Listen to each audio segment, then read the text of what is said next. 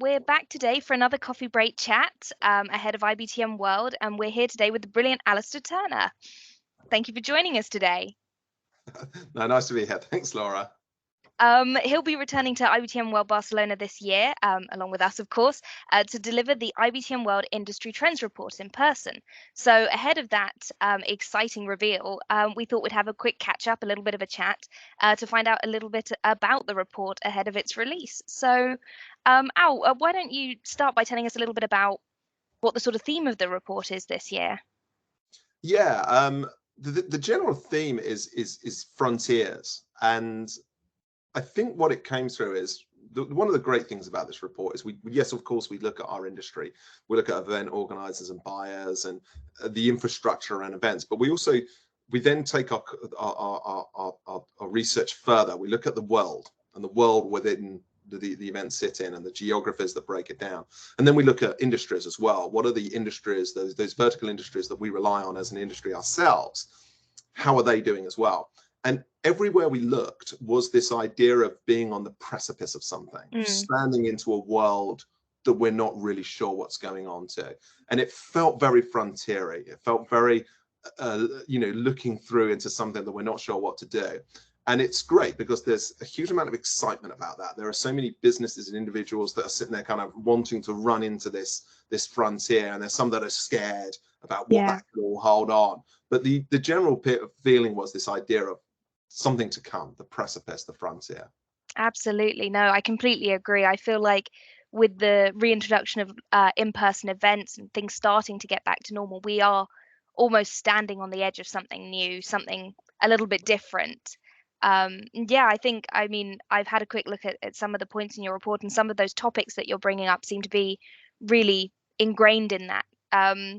So I suppose what I'm wondering is within those topics, how did you sort of choose those to fit with the theme? What made them stand out, and how are they sort of affecting the industry?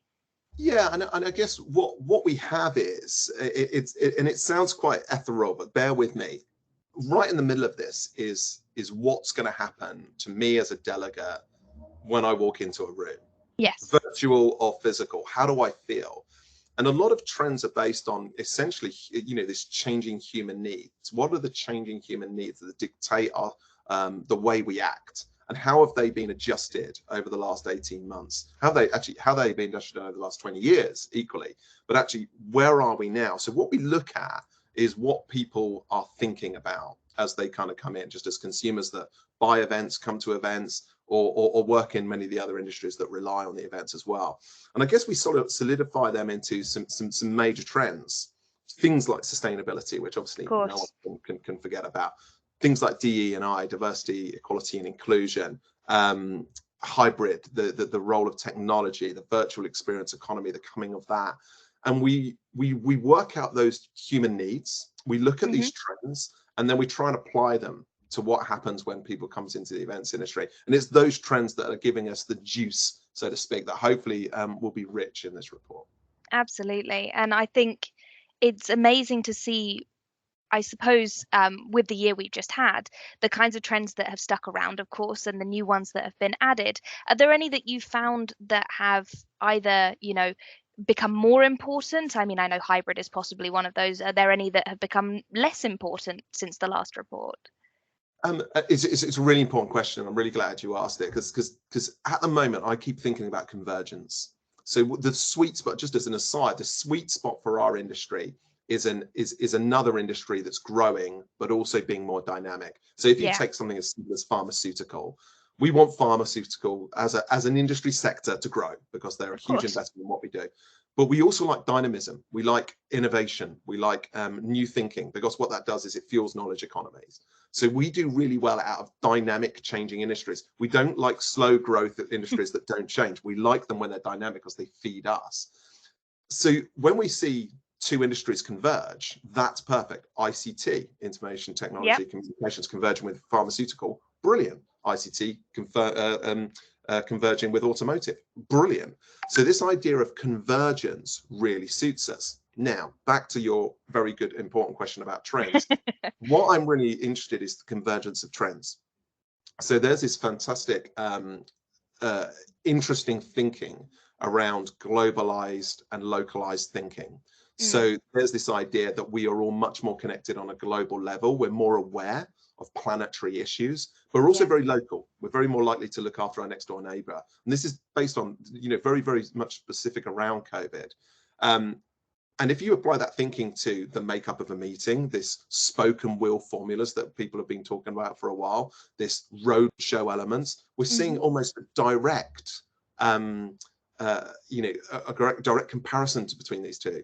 Then you throw in things like sustainability and how we are solving global problems through events, Hmm. and change the way we work them in a more sustainable way. So what's really interesting is those events, those trends converging across each other, because again, what that does is it allows us. Yes, no one can predict the future, but it can certainly point in some very interesting directions for us. Absolutely, absolutely. And I think all of those trends are incredibly important, coming up to the new year, coming up to everyone looking ahead. But I think equally important, and I know we've spoken about this before, is the idea of not only what the events industry will look like, but what it will feel like, how it will feel in the new year. Yeah, and I guess that's the crux, right? That's what hopefully we'll be able to answer, because look, the trends report is an in-depth deep dive into many aspects of the industry, and I'd urge anyone to watch it, to read it. I'm very proud of it, and I think what we'll do is you'll get the evidential, but you're right, as we sit to the top and we start thinking about what is it that events are going to look like and how they're going to go. And I guess one of the things that comes to me that I keep thinking about is, what is the first responsibility of an event? And in my mind, it's to find its audience. That's what event needs to do. So my thinking is a good event isn't just based on getting content to people that are willing to come and see it in the room.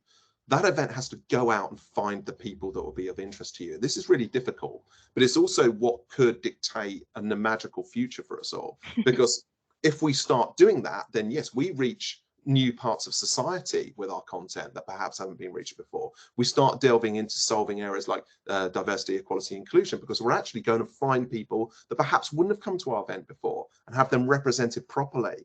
We then go and find other people that don't like going to events with hybrid and virtual propositions. Absolutely.